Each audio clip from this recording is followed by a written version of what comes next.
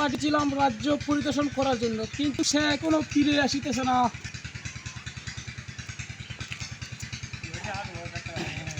সালাম জাহাপনা, আমি ফিরে এসেছি জাহাপনা। এসেছ? হ্যাঁ বলেন সেনাপতি, আমার রাজ্যের কি খবর নিয়ে এসেছো? রাজ্যের খবর বলতে গেলে হুজুর, এই বৎসরে করায় জমিতে ধান না হওয়ার কারণে এই যে কৃষকগুলো আছে তারা কষ্ট করে ফসল ফলিয়েছে, তাই এই ফসল এই রোদের কারণে ওই খরার কারণে ফসলগুলো মরে নষ্ট হয়ে যাচ্ছে। ধান বেশি তেমন ভালো হবে না, কারণ বৃষ্টির পানি না হলে ফসল সঠিকভাবে হয় নাই। তাই আমি এখন চিন্তা করে দেখেছি আমরা যে কোনো একটা ব্যবস্থা করতেই হবে, তা না হলে আমাদের প্রজারা এবং আমাদের কৃষক যারা আছে তারা অনাহারে মৃত্যুবরণ করবেন।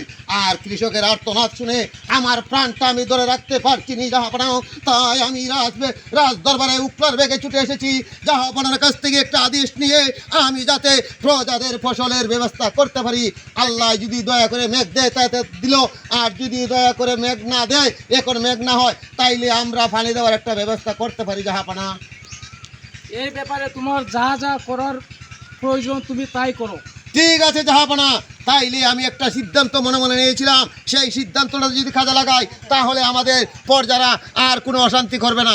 কারণ আমি যে সিদ্ধান্তটা নিয়েছি আপনি শুনলে হয়তো খুশি হবেন। হ্যাঁ বলেন।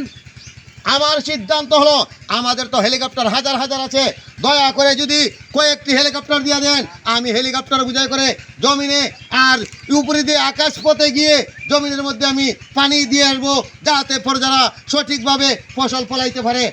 এই সিদ্ধান্ত আমি নিয়ে এসেছি জাহাপনা। আপনি যদি হুকুম করেন তাইলে আমি আগামীকালকেই কাজে লেগে যাব। তোমার বুদ্ধি, ঠিক বুদ্ধি করেছো। তুমি যদি মনে করো যে এভাবে হেলিকপ্টার দিয়ে পানি দিলে আমাদের রাজ্যের কৃষকের জমিনে পানি পাইলে ধান ফসল সঠিক মতো হবে, তুমি তাই করো। ফসল হবে জাহাপনা, কিন্তু আল্লাহর রহমতের পানির মতন হবে না, তবুও আমরা চেষ্টা করলে কিছু হইলেও ভালো হবে ইনশাল্লাহ। তাই আমি আগামীকালকেই রওনা দেবো। ঠিক আছে, তুমি তাই করো। তারপর আমার আরেকটি কথা আছে জাহাপনা, আমাদের রাজ্যের মধ্যে যেদিকে যাই সেদিকেই শুনি শুধু খালি অশান্তি আর অশান্তি, কোন কারাফি রাহাজানি দর্শন অনেক কিছুই আমার কানে এসেছে। এইগুলা শুনলে আমার প্রাণটা আর ধরে রাখতে পারি না। আমরা একটা স্বাধীন দেশে থেকে, সোনার বাংলাদেশে থেকে এই অশান্তির মধ্যে পড়ে আছি, এইটার একটা সুব্যবস্থা করতে হবে। কয়েকদিন আগে আমাদের আসিয়া নামের 8 বছরের একটি মেয়ে দর্শন হয়েছে।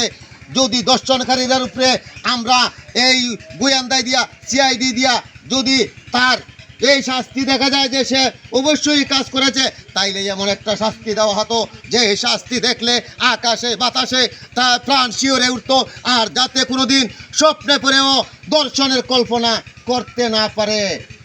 তুমি এমন একটি কঠোর ব্যবস্থা করে নাও, আমি চাই না যে আমার এই রাজ্যের ভিতরে আর কোনো আয়েশা নামে মেয়ের এভাবে নির্যাতন হোক, আর কোনো মায়ের বুক এভাবে যাতে খালি না হয়। তুমি এরকম কঠোর ব্যবস্থা করে এরপরেও যদি কেউ এমন কাজ করে আপনি সিদ্ধান্ত করে দিবেন, তারপরে আমার অস্ত্র আমি প্রয়োগ করব, তবুও আমি এই দেশের মধ্যে এই কাজ করতে দেব না। এমন জঘন্য কাজ যারা করেছে তাদের উপযুক্ত বিচার করতেই হবে। আর যদি আপনার আদেশ অমান্য করে তাহলে আমার অস্ত্র আমি প্রয়োগ করব এবং তাদেরকে আমি উপযুক্ত শাস্তি দেবো জাহাপনা। আমি এই আশা নিয়ে আপনার দরবারে এসেছি, আপনি একটা অনুমতি দিয়ে দেন। এই মুহূর্তে তুমি রাজ্যতে ঘোষণা করে যাও, যদি আমার এই রাজ্যের ভিতরে এরকম ধরেন কোনো নারীর উপরে কোনো নির্যাতন করা হয়, তাহলে তার একমাত্র মৃত্যু দণ্ড ছাড়া আর কোনো আমাদের এই রাজ্যের কোনো বিচার নাই। সাব্বাস জাহাপনা, ধন্যবাদ আপনাকে যে রায় আজকে করেছেন।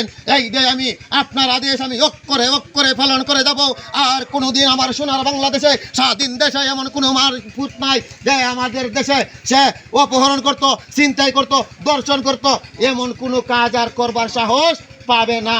আমরা এই এমন জঘন্য কাজ যারা করবো তাদের এমন শাস্তি দেব যাতে এই শাস্তি দেখলে মরা ইঁদুর পর্যন্ত গর্ত থেকে বাইরে চলে আসে বইয়ের কারণে। কারণ আমাদের আদেশ এই প্রজারা মানতেই হবে। আমরা যদি শাসন করি তাইলে আমাদের সোনার বাংলাদেশে, স্বাধীন দেশে আর আমরা কষ্টে করতে হবে না। এই বলেই আমি আমার জাহাপানার কাছ থেকে আদেশ নিয়েছি, অনুমতি নিয়েছি।